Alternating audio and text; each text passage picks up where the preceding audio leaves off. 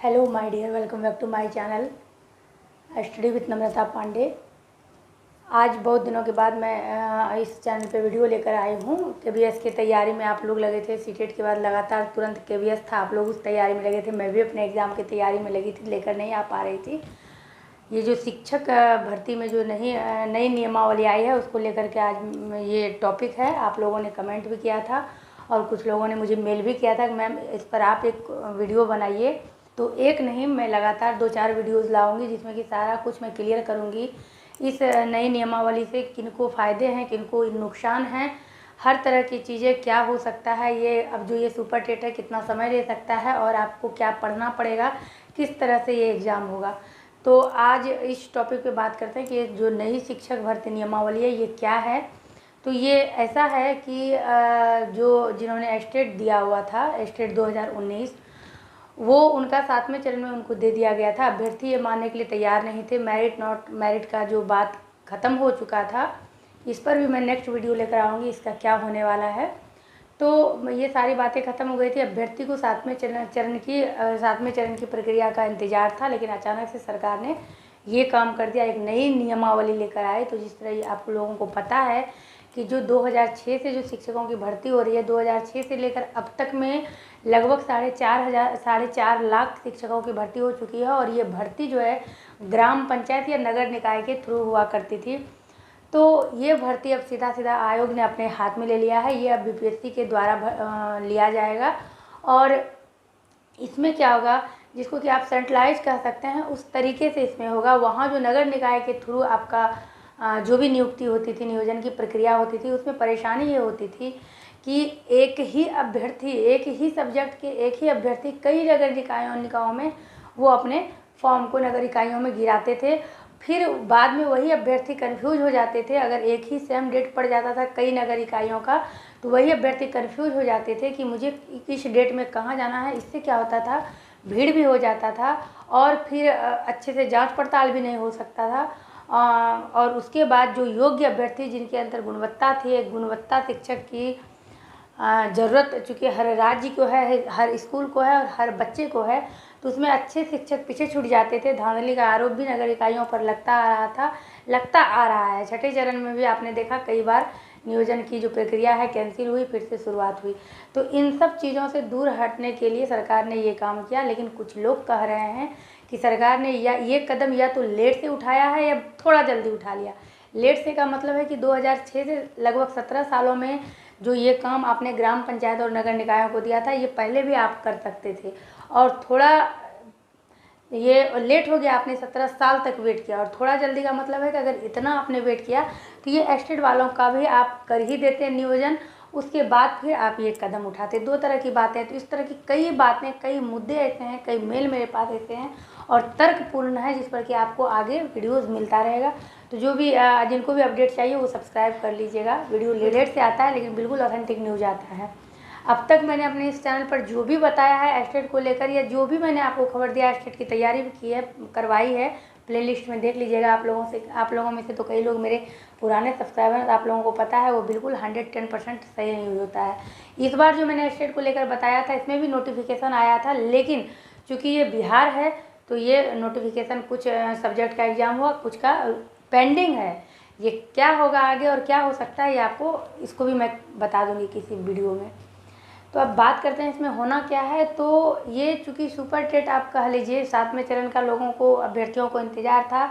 ये 7वें चरण में ना होकर के इसको 7 चरणों में, इसको आप मान के चलिए जैसे अभ्यर्थी ने मैट्रिक का एग्ज़ाम दिया, आपका 1 हो गया, इंटर दिया 2 हो गया, ग्रेजुएशन 3 हो गया, फिर आपने बीएड के लिए या डीएलएड के लिए एंट्रेंस दिया 4 हो गया, बीएड डीएलएड किया 5 हो गया, सीटेट एस्टेट किया 6 हो गया। अब ये सुपर टेट करिए 7वें चरण में ना होकर के आपकी बहाली 7 चरणों में इस तरह से हो गई है।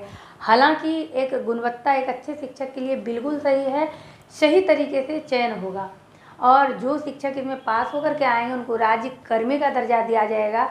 कुछ सवाल ये है कि जो जिनकी बहाली छठे चरण में हुई है उनको भी शामिल किया जाए। कुछ की जितने भी शिक्षकों, अभी ये लगभग 3.25 लाख शिक्षकों को इस नई शिक्षक भर्ती नियमावली के अंतर्गत उनको लेना है।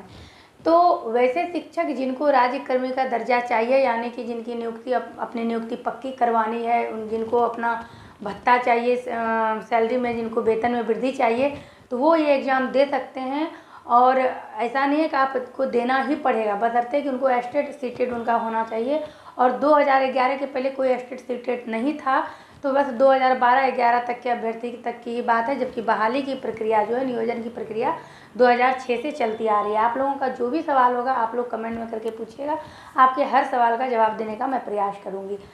तो अब कुछ ऐसे अभ्यर्थी हैं जो अभी जिनका अभी नियोजन हुआ है, तो चाहे उनकी मर्जी है वो एग्ज़ाम दे सकते हैं या नहीं दे सकते हैं। अगर वो देकर सुपर टेट निकाल कर और फिर से वो अपना राज्यकर्मी का दर्जा प्राप्त कर लेते हैं, तो उनकी नौकरी पर फिर आगे चलकर कोई खतरा नहीं हो सकता है। अगर कुछ अभ्यर्थी को है कि नहीं मेरी ज्वाइनिंग हो गई, अब मैं ये एग्ज़ाम नहीं दूंगा या नहीं दूंगी, तो आगे चलकर हो सकता है कोई और नियमावली सरकार ला दे, कुछ भी हो सकता है।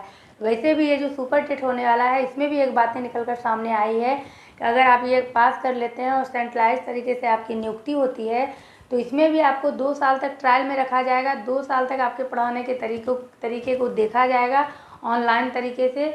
उसके बाद अगर आपके शिक्षक आपका जो गुण है, पढ़ाने का तरीका है, उससे अगर संतुष्ट नहीं हुए आयोग, तो फिर से आपको 1 साल बढ़ा कर दिया जाएगा।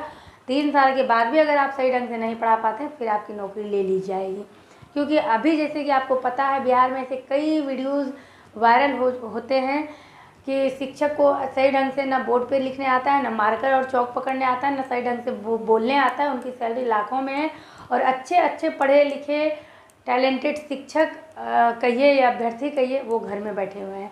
तो ऐसे लोगों के लिए ये नियमावली सही है, बशर्ते कि इस नियमावली को बिल्कुल नियमित तरीके से फॉलो किया जाए, बिल्कुल नियमित तरीके से।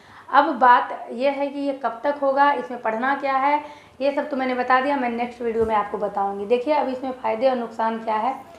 तो फ़ायदे ये है कि अब जो शिक्षक कहीं कोई कहता था घूस के द्वारा घुसा है, ऐसे धांधली कार्रवाई, ऐसे बहुत तमाम जगह कई जगह ऐसा काम हुआ है। तो अब उनका जो है पत्ता साफ कर दिया जाएगा। अभी इसमें ज़्यादा कुछ क्लियर नहीं हुआ है। जैसे कि एक स्टार्टिंग एज जो आपका है कि 21 साल या न्यूनतम एज इसमें निर्धारित किया गया है, मैक्सिमम इसमें निर्धारित नहीं किया गया है।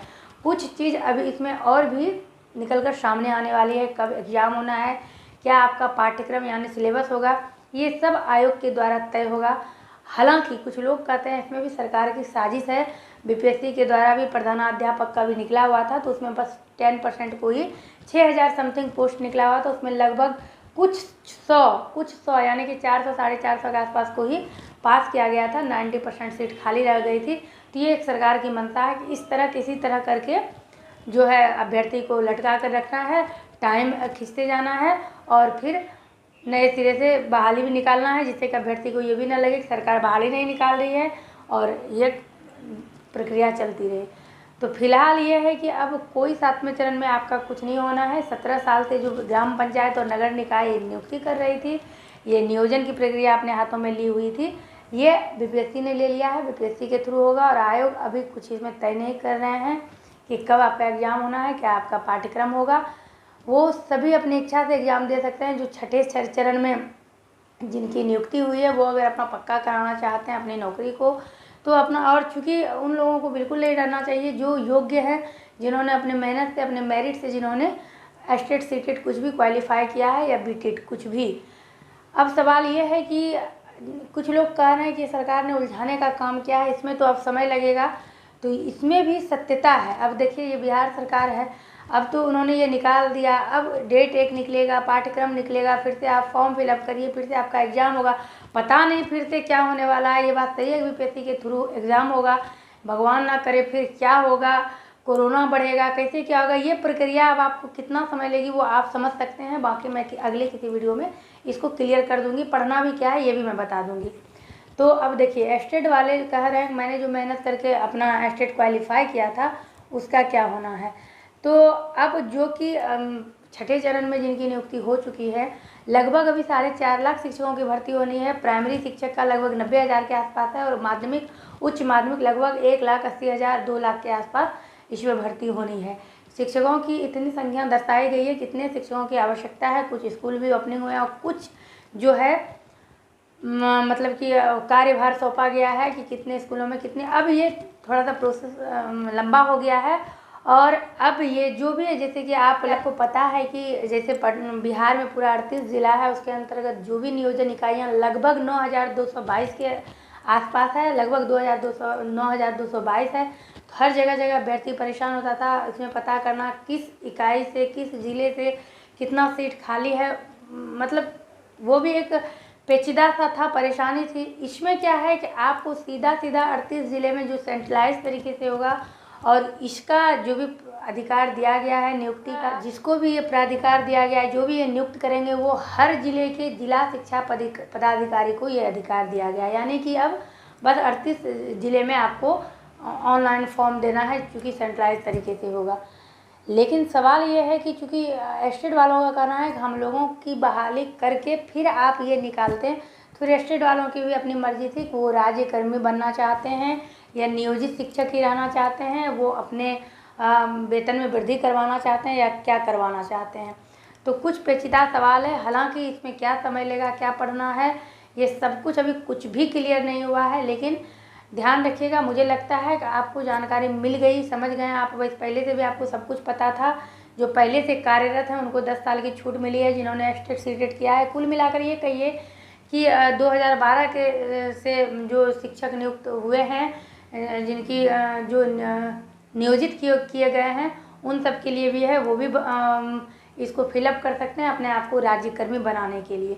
उनकी अपनी मर्जी है, इसमें कोई नहीं है। अगर जिनको टैलेंट है वो भर के परीक्षा दे। लेकिन हाँ, जो 7वें चरण में आने वाले थे सीटेड वाले और एस्टेट वाले, उनको इस एग्ज़ाम के अलावा कोई उपाय नहीं है, उनको एग्ज़ाम देना ही पड़ेगा। और इसमें भी आपको ट्रायल बेसिस पर और फिर 1 साल और आपको एक्स्ट्रा दिया जाएगा। अगले वीडियो में हम लोग बात करेंगे जो भी मेरिट एंड नॉट मेरिट वाले बोल रहे हैं कि मैं चूँकि एस्टेट 19 में मेरिट लिस्ट में हूँ, नॉट इन मेरिट लिस्ट में हूँ। इस पर मैं बात करूँगी कि इस मुद्दे को भड़काने से या आंदोलन करने से आपको कहाँ क्या लॉस है। तो इन सब चीज़ों पर कदम उठाने के पहले सोचें ज़रूर।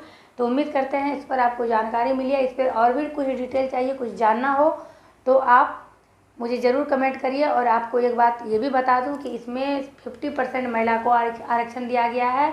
और अगर 100 शिक्षक की भर्ती लेनी है, मैं एक उदाहरण के तौर पर कह रही हूँ, तो 50 महिलाएं होंगी। अगर 99 है तो उसमें 50% महिलाएं होगी, यानी 50% उसमें से निकाल दीजिए महिलाओं का, और विषम संख्या जो आएगा लास्ट में एक, वो भी सीट महिलाओं के लिए ही होगा। तो महिलाओं को ज़्यादा इसमें आरक्षित किया गया है। लेकिन बस यही है कि अब जिन्होंने एस्टेट 2019 भी किया है या सीटेट किया है, उनको एक और एग्ज़ाम से गुजरना पड़ेगा। सरकार की अब इसमें क्या मंशा है वो आपको आगे मेरे थ्रू पता चलता रहेगा। मैं शॉर्ट्स के थ्रू भी आपको जानकारी देती रहूँगी। उम्मीद करती हूँ आपको कुछ जानकारी मेरे से अच्छी मिली होगी, हेल्पफुल रहा होगा। कमेंट करिएगा और अगले वीडियो का इंतज़ार करिएगा।